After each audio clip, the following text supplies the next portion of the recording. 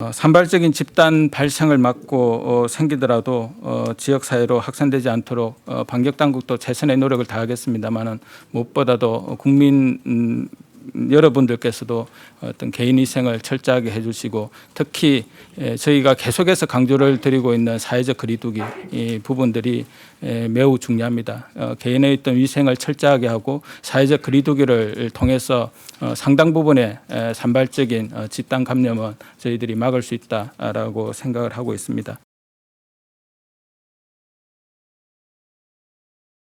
콜센터 업체에서 발생한 집단 감염 사례에 대해 중앙역학조사관과 서울시가 역학조사를 진행 중이며 접촉자 분류를 통해 밀접 접촉자에 대한 자가격리와 진단검사 등의 조치를 시행하고 있습니다. 오늘 7시 기준 90명의 확진 환자가 발생하였고 접촉자 수는 집계 중에 있습니다. 중대본은 구로구에 위치한 특히 건번 구로구에 위치한 콜센터 업체 감염 사례는 수도권 여러 시도가 공동으로 대응할 필요성이 있고 중대본도 관계 시도들과 적극 협력하여 방역관리에 총력을 다할 것입니다. 이번에 집단 감염이 발생한 콜센터의 경우 밀폐된 공간에서 상당한 시간을 보내고 공간 내에 사람들이 밀집되어 배치되어 있으며 업무의 특성상 비말 감염 위험성이 커 집단 감염이 발생할 위험이 큰 사업장입니다. 우선 재택근무와 유연근무 등을 최대한 활용하고 온라인 활용 근무, 출퇴근, 점심시간 조정, 사무실 좌석 간격 조정 등 밀집도를 낮추기 위해 예방조치가 사업장과 시설 여건에 맞추어 시행될 필요가 있습니다. 일정 규모 이상의 사업장과 시설에 대해서는 손소독제를 비치하고 주기적으로 환기와 소독 등을 실시하도록 하고 발열 여부를 정기적으로 체크하고 발열과 기침 등의 증상이 있는 경우 출근이나 이용을 제한하는 등의 조치가 이루어지도록 하는 방안과 사업장에서 이러한 과정을 관리할 수 있도록 감염관리 전담 직원을 지정하는 방안도 논의하였습니다. 중대본은 오늘 논의를 바탕으로 구체적인 사업장과 시설의 범위를 정하고 각 사업장과 시설의 특성에 맞는 감염관리 지침을 조속히 마련할 계획입니다. 다음은 감염병 특별관리지역인 대구와 경북의 방역관리 사항에 대해 말씀드리겠습니다. 오늘 삼성생명 전주연수원도 생활치료센터로 운영을 시작할 계획이고 전북대 병원이 의료적 지원을 총괄할 예정에 있습니다.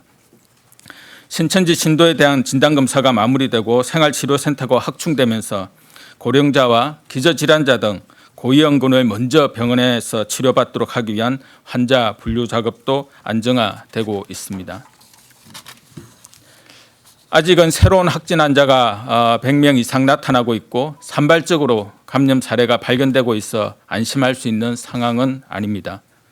대구 시민 여러분들께서도 많이 불편하고 힘이 드시겠지만 조금만 더 함께 노력해 주실 것을 당부드립니다. 경북 지역 신규 확진자 수도 금일 0시 기준 18명으로 환자 수가 정체되는 추세를 보이고 있습니다.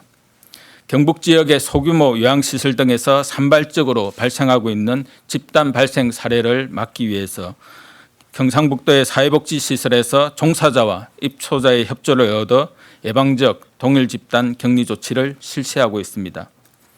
요양원 등 사회복지시설에 감염관리 전담 직원을 배치하고 제9호기금을 통해 사회복지시설을 지원하는 방안을 마련하는 등의 조치도 진행되고 있습니다. 경북 지역 주민들과 공무원들의 헌신에 다시 한번 깊이 감사드립니다. 코로나19 확진 또는 의심 환자가 응급실에 방문하는 경우 병원은 응급실 전체가 감염되고 운영이 중단될 것을 우려하여 응급실에서 처치받아야 하는 환자가 골든타임을 놓치는 사례가 발생할 우려가 있습니다. 이러한 사례를 사전에 방지하고 발열이나 호흡기 질환이 있는 중증 응급 환자가 안전하고 신속하게 응급실 진료를 받으실 수 있도록 코로나19 중증 응급진료센터를 지정하여 운영할 계획입니다.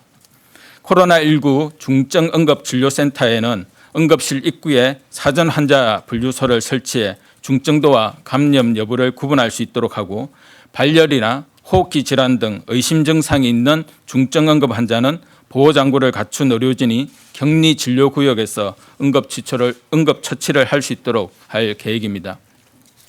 코로나19의 감염 가능성과 중증도를 기준으로 현장에서 적용할 수 있는 이송 기준도 마련하여 시행합니다. 코로나19 중증응급진료센터로 지정되는 병원에게는 별도의 격리관리료 등 수가를 인정하여 적절한 응급의료 서비스가 제공되도록 지원할 계획입니다. 중대본은 지자체와의 협력을 거쳐 중증응급진료센터를 원칙적으로 시도별 2개 이상 지정하여 코로나19 진행 사항에 따라 한시적으로 운영할 계획입니다. 이 생활치료센터와 관계돼서는 지금 현재 대구 시민들을 수용하고 있는 생활치료센터는 대부분 저희 지금 중앙정부에서 만들어 놓은 것들입니다. 그래서 그게 지금 대구시 지자체 거가 아니기 때문에 거기 시설들이 이제 앞으로 환자들이 퇴원하게 되면은 그 시설들에 대해서도 마찬가지로 필요한 지자체들에게 저희 중앙정부가 제공을 해주고 그쪽에 혹시라도 만약 모자란 일이 생기면 그 환자들을 저희 중앙정부 시설 쪽으로 옮기는 대로 활용할 수 있게 됩니다. 그런 과정들이 있기 때문에 아까 말씀하신 대로 일단 서울시에서의 환자 규모가 지금 현재로서는 그런 상황까지 필요한 걸로 보이지는 않지만 혹시라도 만약 대규모의 환자가 발생한다 그러면 그런 식의 체계가 작동되게끔 준비는 되어 있는 상태입니다. 지금 이제 방역의 어떤 초점을 이제 어디에 이제 둘 것이냐라는 부분인데, 여전히 대구 경북 지역에서는 확진자 수가 계속해서 나타나고 있고, 또 전국적으로 보더라도 어떤 산발적인 어떤 집단 감염의 사례들이 이제 계속해서 나타나고 있어서 국내 상황에 집중을 하는 것이 지금 현재로는 우선순위가 더 크다라고 이제 판단을 하고 있습니다.